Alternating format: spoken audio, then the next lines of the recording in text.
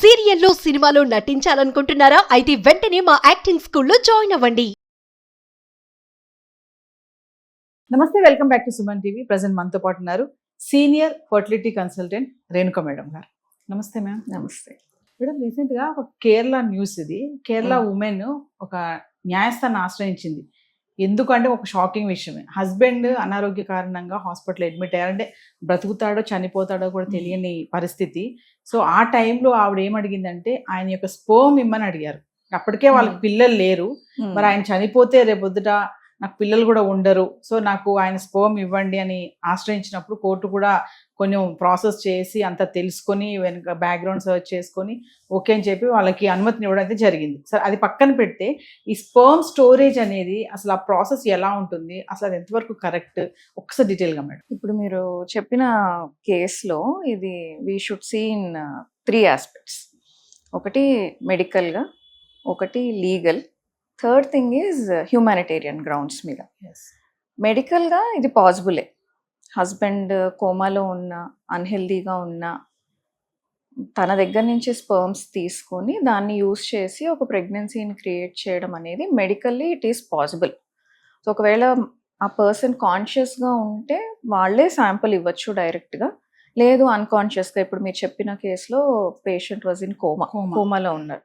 So అలా కోమాలో ఉన్నప్పుడు ఒక చిన్న సర్జికల్ ప్రొసీజర్ చేస్తారు, మైనర్ ప్రొసీజర్. డైరెక్ట్గా టెస్టిస్లోంచి స్పర్మ్స్ ఎక్స్ట్రాక్ట్ చేసి వాటిల్ని ఇక్సీ చేసి ఎంబ్రియోస్ తయారు చేసి అది వైఫ్ యూట్రస్లో ప్లేస్ చేస్తారనమాట. సో మెడికల్ పరంగా చూసుకుంటే అయితే ఇది పాసిబుల్, ఓకే, చేయొచ్చు. కానీ లీగల్ ఆస్పెక్ట్స్ చూసుకుంటే లా ఏం చెప్తుంది అని అంటే, ఏఆర్టీ లా అని మనకి 2021లో ఈ ఫర్టిలిటీ ప్రొసీజర్స్ అన్ని రెగ్యులేట్ చేయడానికి తీసుకొచ్చారు. సో లా ప్రకారం మనం ఏ ప్రొసీజర్ చేయాలన్నా ఫర్టిలిటీ కోసం ఇద్దరు వైఫ్ హస్బెండ్ ఇద్దరు సంతకం పెట్టాలి. సంతకం పెడితేనే ఆ పర్టికులర్ ప్రొసీజర్ చేయడానికి కుదురుతుంది. ఓన్లీ వైఫ్ సైన్ చేసినా కూడా చేయడానికి ఉండదు. ఎంత స్ట్రిక్ట్ లా అంటే ఇది, వాళ్ళు ఆల్రెడీ ఎంబ్రియోస్ తయారు చేసేసుకున్న, అంటే ఎగ్ స్పర్మ్ కలిపి ఒక ఎంబ్రియోని తయారు చేసిన తర్వాత ఆ ఎంబ్రియో వైఫ్ తన యూట్రస్ లోకి ట్రాన్స్ఫర్ చేయించుకోవాలన్నా కూడా హస్బెండ్ సంతకం ఉండాలి. అది అంత స్ట్రిక్ట్ లా ఉంది. ఒకవేళ సంతకం చేయకపోతే హస్బెండ్ ఫర్ ఎనీ రీజన్, వాళ్ళ మధ్యలో ఏదైనా డిస్ప్యూట్స్ వచ్చి కానీ, లేకపోతే హస్బెండ్ ఆ పాయింట్ ఆఫ్ టైంలో అక్కడ లేకపోయినా కానీ ట్రాన్స్ఫర్ చేయకూడదు as per the law. Okay, అంత స్ట్రిక్ట్గా ఉంటుంది.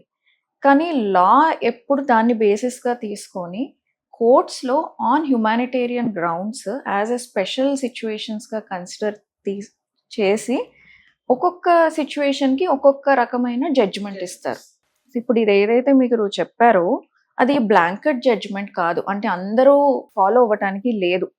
ఇలాంటి స్పెషల్ సిచ్యువేషన్స్లో వాళ్ళు ఇలా చేసుకోవచ్చు అని కోర్టు కొన్ని గైడెన్సెస్ ఇస్తుంది. ఆ గైడెన్స్ని ఫాలో అవ్వకుంటూ చేసుకోవచ్చు అనమాట.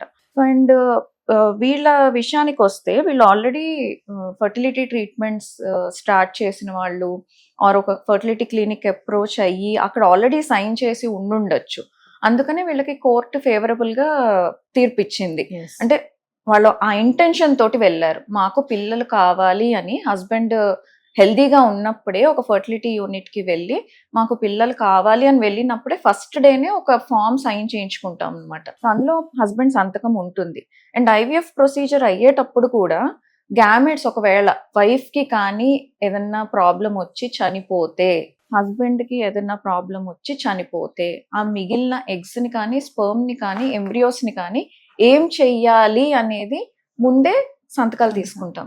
వాటిల్ని డిస్కార్డ్ చేసేసేయాలా, లేదంటే పేరెంట్స్కి ఇవ్వాలా, లేదంటే సర్వైవర్ అయి ఉన్న పార్ట్నర్కి ఇవ్వాలా అనేది ప్రొసీజర్కి ముందే సంతకాలు తీసుకుంటారు. ఆ ఫామ్స్ని బట్టి వాళ్ళు దేనికి టిక్ చేసి సంతకం పెట్టారో ఆ రకంగా ఫాలో చేస్తాము. ఇందులో ఏంటంటే వాళ్ళు ప్రొసీజర్ అవ్వలేదు, కాకపోతే పిల్లలు కావాలి అన్న ఇంటెన్షన్ తోటి వెళ్ళారు కాబట్టి అది యూస్ చేసుకోవచ్చు. కోర్టు వాళ్ళకి ఫేవరబుల్గా ఇచ్చింది. అండ్ స్పర్మ్ స్టోరేజ్ విషయానికి వస్తే ఇది చాలా ఈజీ ప్రొసీజర్, చాలా సింపుల్. ఇది టెస్ట్ చేసుకోవడానికి వెళ్ళినట్టు బ్లడ్ శాంపుల్ ఇచ్చినట్టు ఇచ్చేసుకోవచ్చు. యూజువల్గా ఇది ఎవరికి అడ్వైస్ చేస్తామంటే, ఏదైనా హెల్త్ ప్రాబ్లం ఉంది, కొంతమంది క్యాన్సర్స్తో సఫర్ అవుతూ ఉంటారు, లేదు హస్బెండ్ ఒక దగ్గర వైఫ్ ఒక దగ్గర ఉన్నారు, వేరే వేరే కంట్రీస్లో దూరంగా ఉన్నారు, హస్బెండ్ అవైలబుల్గా ఉండరు అన్నప్పుడు సంతకాలు తీసుకొని వాళ్ళు లేని టైంలో ఆ శాంపుల్ని యూస్ చేసుకునేలాగా స్టోర్ చేసుకుని వాళ్ళు వెళ్ళిపోతారు. సో ఆ రకంగా స్టోర్ చేసుకోవచ్చు. ఎగ్ స్టోరేజ్ తో కంపేర్ చేసుకుంటే స్పర్మ్ స్టోరేజ్ అనేది చాలా ఈజీ. ఏమి దానికి ప్రొసీజర్ అవసరం లేదు. ఎన్ని శాంపిల్స్ కావాలంటే అన్ని శాంపిల్స్ స్టోర్ చేసుకోవచ్చు. మన లా ప్రకారం అయితే మనం 10 years వరకు స్టోర్ చేసుకోవచ్చు. అసలు ఈ స్పర్మ్ అనేది పనికొస్తుందా మేడం? అలా పనికి వస్తుంది. మనకి టైం ఫ్రెష్ శాంపుల్ కిను ఫ్రోజన్ శాంపుల్ కి పెద్ద డిఫరెన్స్ ఏమీ ఉండదు. ఒక 1 to 2% డిఫరెన్స్ ఉంటుంది సక్సెస్ రేట్స్ లో. పెద్దగా అంతకు మించి ఉండదు. పని చేస్తుంది. స్పర్మ్ స్టోరేజ్ కి మీరు అన్నారు ఇందాక ఎగ్ ఫ్రీజింగ్ అన్నారు, అంటే డిఫరెన్షియేషన్ ఏంటి మేడం? ఫ్రీజింగ్ టెక్నిక్స్ ఉంటాయి మనకి. స్పర్మ్ ఫ్రీజ్ చేసే టెక్నిక్ ఉంటుంది, ఎగ్ ఫ్రీజ్ చేసే టెక్నిక్ ఉంటుంది. దానికి కావాల్సిన మీడియా ఇవన్నీ ఉంటాయి అన్నమాట. సో జస్ట్ వచ్చిన స్పర్మ్స్ ని దాన్ని కాస్త ప్రాసెస్ చేసి ఈ మీడియా అవన్నీ యాడ్ చేసేసి వాటిని లిక్విడ్ నైట్రోజన్ లో వేసేసి ఉంచుతాం. సో 10 years అయినా అలా ఉంటాయి. అసలు స్పర్మ్ స్టోరేజ్ ఎందుకు చేయాలి అని అంటే? యూజువల్ గా చేసేది హెల్త్ ఇష్యూస్ ఉన్న వాళ్ళకి ఫస్ట్. తర్వాత ఇంకా డౌన్ అయిపోతుంది, లేకపోతే తర్వాత స్పర్మ్స్ పనికిరావు అని అనుకున్న వాళ్ళకి స్పర్మ్ స్టోర్ చేస్తాము. లేదు పార్ట్నర్స్ దూరంగా ఉంటున్నారు, లేట్ అయిపోతుంది పిల్లలు కనడానికి అని అన్నప్పుడు, న్యాచురల్ గా ట్రై చేయడానికి కష్టం అవుతుంది దూరంగా ఉండటం మూలాన అన్నప్పుడు హస్బెండ్ ఒక 4-5 శాంపిల్స్ ఇచ్చేసి వెళ్ళిపోతారు. హస్బెండ్ లేకపోయినా మేము వైఫ్ కి ట్రీట్మెంట్ చేసి ప్రెగ్నెన్సీ వచ్చేలాగా చేస్తాం ఆ స్టోర్డ్ శాంపుల్ తో. అంటే ఇబ్బందికర పరిస్థితుల్లో ఇంకా పిల్లలు కనడం సాధ్యం కాదు ఆ వ్యక్తితోటి అనుకున్నప్పుడే దాన్ని పని చేస్తారా మేడం స్పర్మ్ స్టోరేజ్ అనేది? అదొకటి. Plus health issues. మ్యారేజ్ కాని వాళ్ళు కూడా స్టోర్ చేసుకోవచ్చు. మ్యారేజ్ కాలేదు, వాళ్ళకి హెల్త్ ప్రాబ్లమ్స్ ఉన్నాయి, క్యాన్సర్స్ ఫర్ ఎగ్జాంపుల్ క్యాన్సర్ ఉంది, కీమోథెరపీలు అవి చేసుకోవాలి. ఒక్కొక్కసారి టెస్టిస్ లోనే క్యాన్సర్ వస్తుంది. సో వాళ్ళు టెస్టిస్ తీసేస్తారు. సో వాళ్ళకి ఇంకా స్పర్మ్స్ రావు. అలాంటి వాళ్ళు ఏంటంటే ముందే స్టోర్ చేసి పెట్టుకుంటారు. అది వాళ్ళ తర్వాత మ్యారేజ్ చేసుకున్న తర్వాత వైఫ్ కి ఆ శాంపుల్ యూజ్ చేసి ప్రెగ్నెన్సీ వచ్చేలాగా చేయొచ్చు అన్నమాట. మీరు అన్నట్టుగా మేడం ఇప్పుడు తను కేరళ ఉమెన్ ఎలా అయితే అడిగారో అట్లా మరి యూజ్ చేసిన తర్వాత ఏమైనా సమస్యలు వస్తాయా? అంటే ఫెయిల్ అవ్వడం ఏమైనా ఛాన్సెస్ ఉంటాయా? ఫెయిల్యూర్ మామూలు స్పర్మ్ తోటి రొటీన్ గా చేసే దాంతోటి ఎంత సక్సెస్ ఉంటుందో ఇదే ఈ ఫ్రోజన్ శాంపుల్ తో కూడా ఆల్మోస్ట్ అంతే సక్సెస్ ఉంటుంది. ఒక 1-2% డిఫరెన్స్ ఉంటుంది అంతే.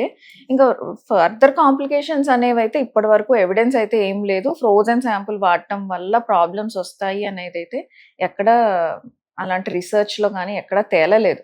సో మనకి సైంటిఫిక్ ఎవిడెన్స్ అయితే ప్రాబ్లం అవుతుందని అయితే లేదు. బేబీ మీద కానివ్వండి, ప్రెగ్నెన్సీలో కానివ్వండి, ఈ ఫ్రోజన్ శాంపుల్ వల్ల వచ్చిన పిల్లలు తేడాగా ఉంటారు, డిఫరెంట్ గా ఉంటారు అని అయితే ఎక్కడ రీసెర్చ్ లేదు. Thank you ma'am.